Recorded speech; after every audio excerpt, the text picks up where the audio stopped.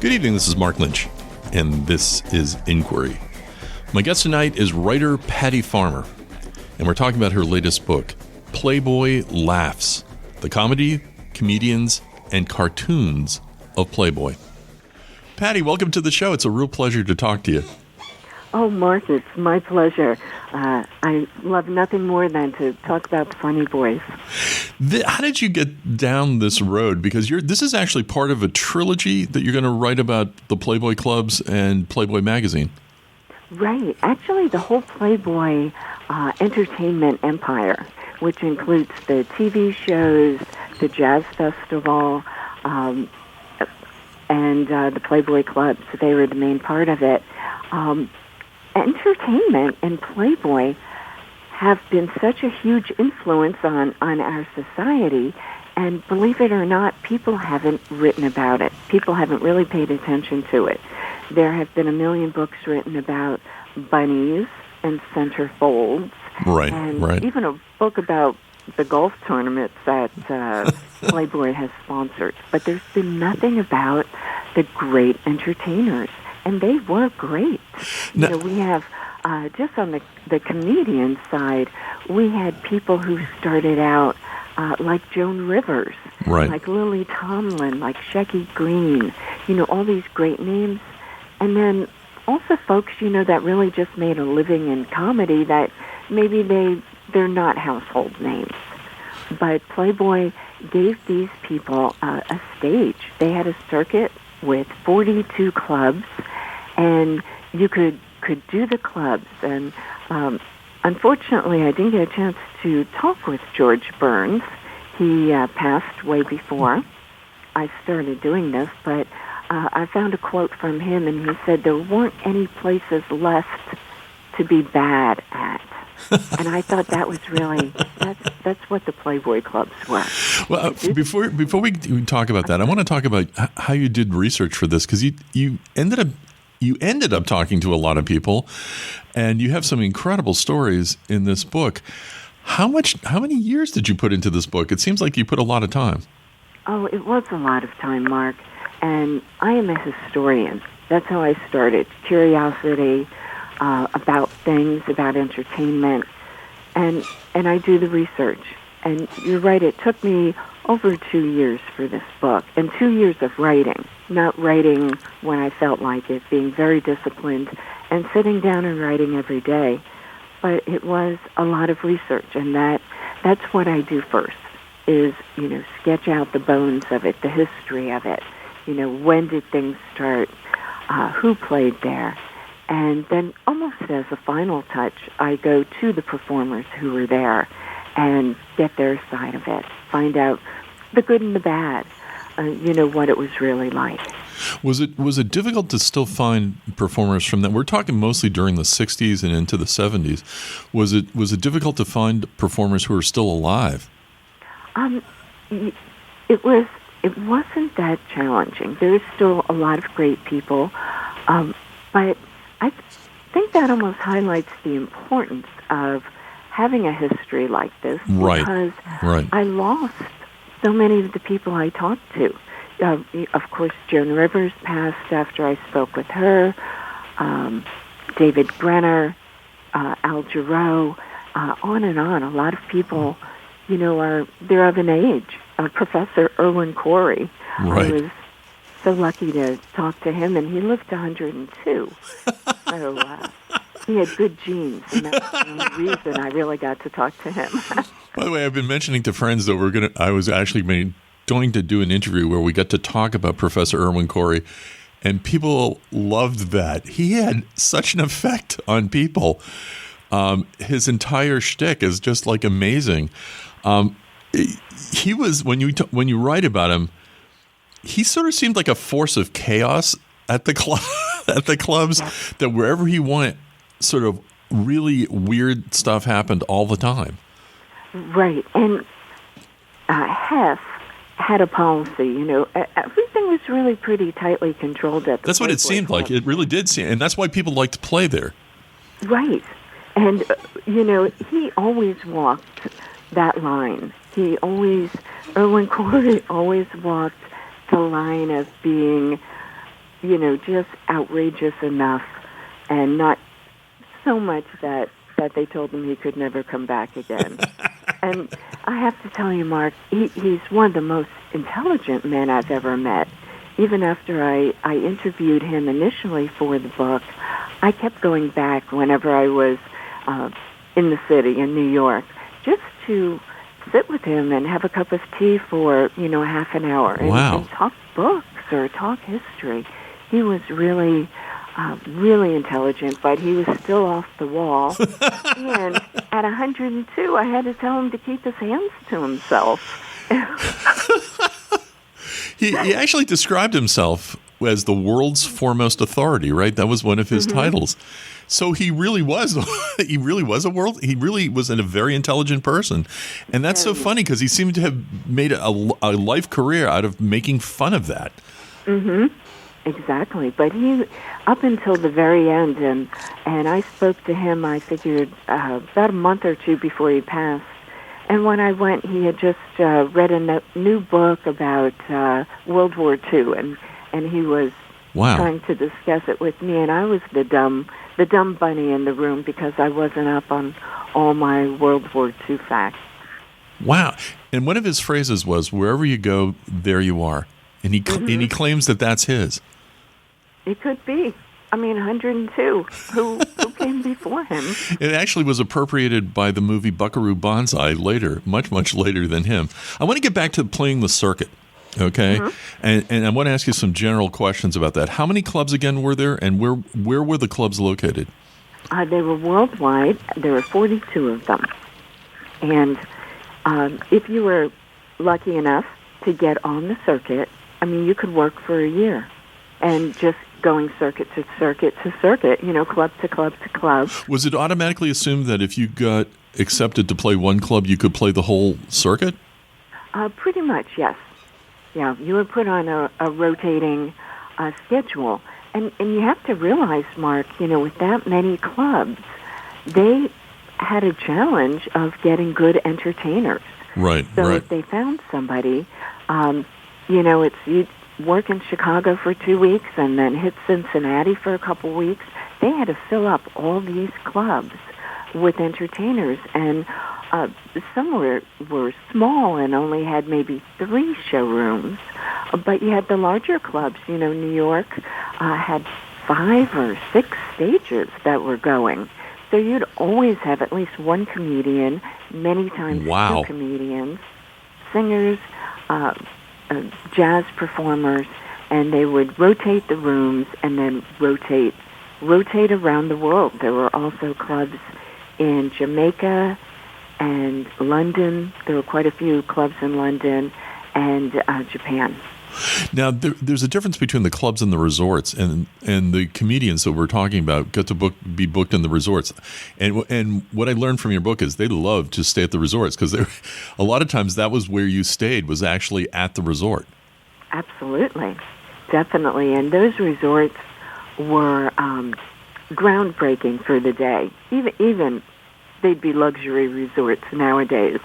But Great Gorge and Lake Geneva, they were just absolutely breathtakingly beautiful, but fun to be at. And you could bring your family, you could stay there, and then you would perform at night. They had ski resorts or ski lifts, they had skiing, they had lakes you could go fishing in. I think the Lake Geneva even had a runway where if you wanted to come in on your own private plane, you could. Mainly it was for Hess and his plane, but other people did make use of it. It was just beautiful. I had pools. I had multiple pools, and the bunnies at the pools wore bikinis. So, I mean, for the guys, that was not a tough job. You mentioned that you could bring your family, and I think a lot of people would be surprised to hear that right. These were actually geared towards families, but they were. Right, and that was Heff's plan. He wanted the resorts to be different from the city clubs in that you could bring your family and get away for the weekends. Not so much for the comedians. He didn't build it that way. He built it for his customers. He wanted them bring the kids, bring the family, and there were activities for them. They could go horseback riding, they could go swimming in the pool, eat in the restaurants, and then at night there was more adult entertainment. The mom and dad could go listen to great comedians and go dancing. Now, talk to me, who made the decision whether you're going to get in or not? Who was the sort of the final word about whether you're going to get to play the club or not? Each club had their own entertainment director, and they all wrote reports. But Victor Lowndes, in the very beginning, and many people don't know who Victor Lowndes was. He was also a big help with the books. I spoke to him an awful lot. He lives in London. I went over there. He came over here, and we lost him last year. Oh, wow. But Victor Lowndes was Hef's good friend and second in charge. So Victor did a lot of things that Hef didn't want to do. Hef really paid more attention, or the most attention, to the magazine, and that was definitely a day-to-day, hands-on project for Hef. And much of the day-to-day business of the clubs was left to Victor Lowndes, who helped hire bookers. People like Arlene Rothberg, who hired the talent, and Irving Arthur, who hired talent. And then they would, approve or disapprove. If they didn't agree with the pick, they'd be passed over. But, Arlene was great at picking up-and-coming talent and showcasing them until they reached the next level. People like George Carlin, she picked him, and he was great for the clubs for a while until he moved on to 7 words you couldn't say on TV. And that was considered not appropriate for the clubs? No. Hef really kept them clean. They could not curse on stage. They couldn't be dirty on stage. Huh. That was just the way Hef ran the club. Lenny Bruce. Well, I was going to ask you about, because you talk about Leonard Bruce, and we'll talk more about him. Okay. But when he started out at the clubs, therefore, he wasn't as confrontational as he was in later days? Not so much. He was more, maybe irreverent might be the term.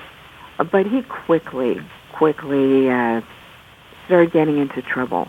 And the first club was in Chicago. And Chicago is a very, very Catholic club, a Catholic town. It's been said by historians that people always claim Chicago was run by the mob. The mob came in number 2 after the Catholic Church.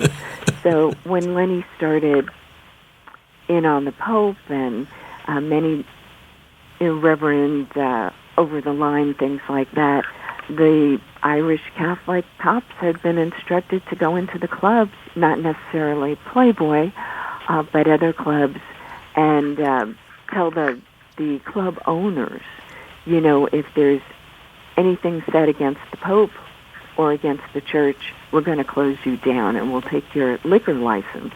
I mean, they were that strong. And Lenny couldn't be corralled. Lenny had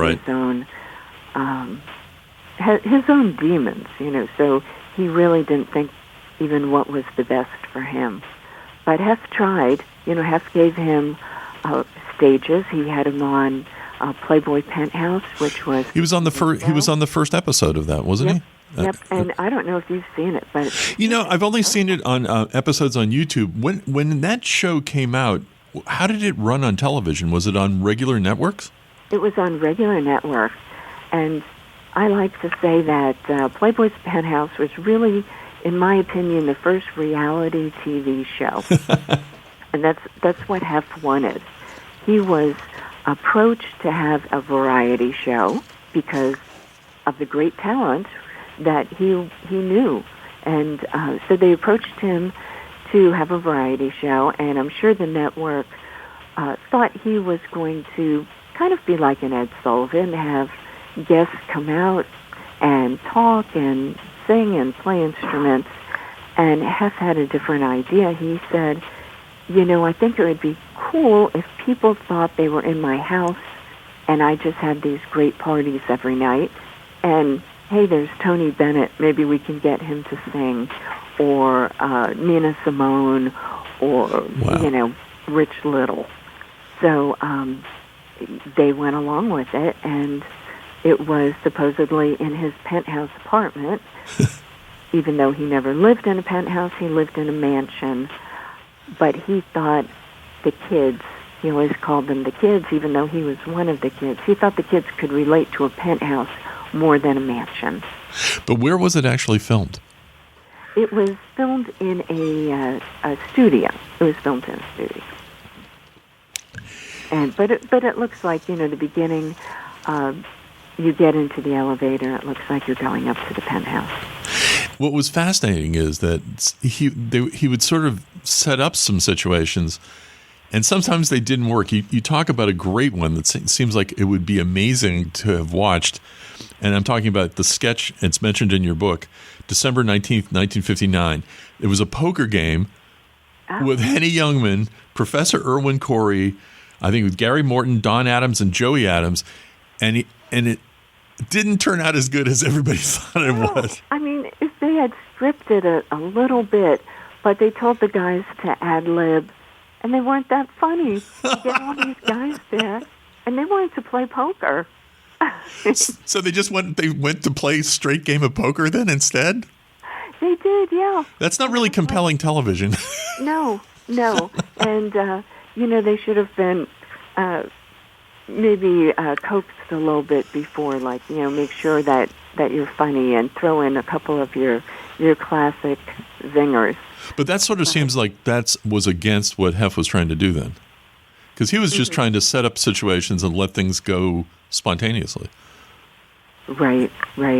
And talking about poker, Irwin had told me that is how he and Hugh Hefner met. It was at a club in Chicago where, Chicago in the day, I would have loved to have been there. But unfortunately, I'm a lot younger than to have been able to be at those clubs. And there were just millions of little tiny clubs. And Irwin said there was a club close to where Hef had his office that he and Victor Lowndes would go to after work. And there was always a poker game going on. So Irwin and Hef played a lot of poker together. And he said Hef was a terrible poker player, but he liked the game.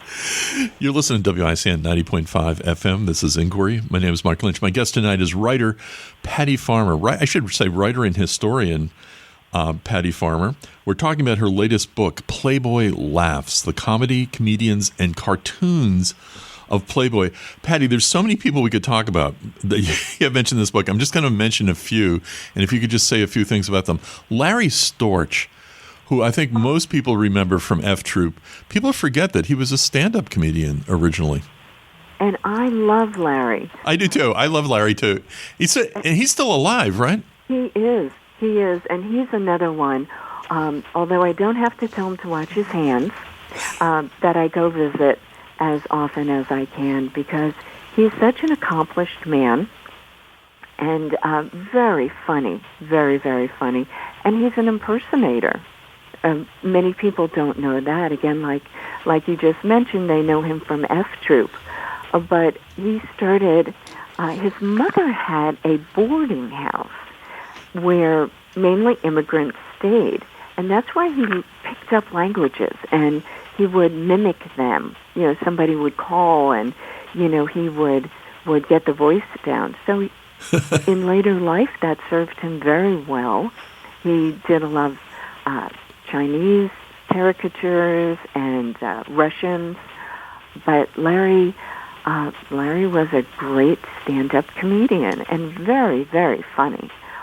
He could ad-lib very well, but he's one of my favorites, and he was one of Playboy's favorites.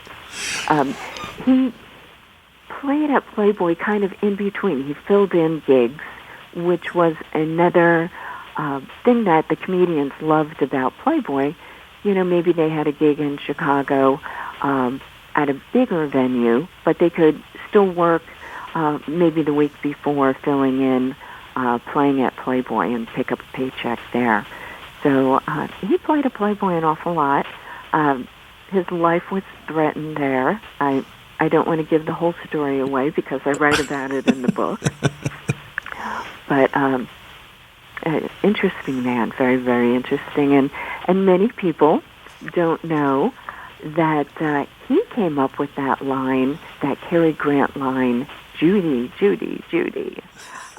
He was doing an impersonation of Cary Grant, and Judy Garland came in to his show late, and he said, Judy, Judy, Judy. Oh, my God. And Cary Grant even credits him with coming up with that line. People always went to Cary and said, what movie was that from? And he said, I never said that. That was Larry Storch in a club. I want to talk about Dick Gregory. You have some interesting stories. And this brings up an important point about Hef and the clubs. Hef was early on a person who enforced racial equality in the clubs. And there's a weird story about Dick Gregory not being able to go on the Jack Parr show and sit down with them, right? Right. I mean, that was a standard policy. And I don't think people were even conscious of it. It was just something that was done or not done, that the black performers weren't asked to stay around after they performed. And to Jack's credit, once Dick pointed that out, Jack said, well, fine, you can come and sit on the couch and talk to the other guests. But Dick had started out at the Playboy clubs. He had gotten hired, and again, that's a funny story. He was a comedian. He was in the Army and one of the comedians in the Army in the shows and such. Out of the Army now, and he was working in a car wash. And Victor Lowndes had dropped off his car at this parking lot that would wash and polish your car during the day, and then you would pick it up at night. And so he went to pick up his car, and he didn't feel that it was as nice as it could be. So he complained, and Dick said, no, I did it personally, and, I think it's really great. And Victor said, if you're a comedian, if you think this car is good, you should be a comedian. And Dick said, well, actually I am, but I'll redo your car. And Victor calmed down, and he said, well, come see me at the Playboy Club if you're really a comedian, and we'll see if we can find a spot for you. And so they did. But that was kind of the atmosphere of the clubs. Victor didn't give it a second thought, like, can we hire a black comedian? And Hef never did either. And that's the interesting thing. It wasn't an agenda with Hefner. He didn't say, we're going to put Nat King Cole on the TV show and make a statement. He always was shocked by the repercussions afterwards. Nat King Cole was on the show, and he had sponsors and networks threatening to drop the show, pull their advertising. Wow. And he was always shocked.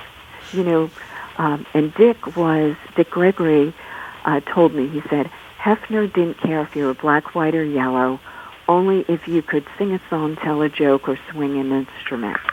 And that's how Hef was.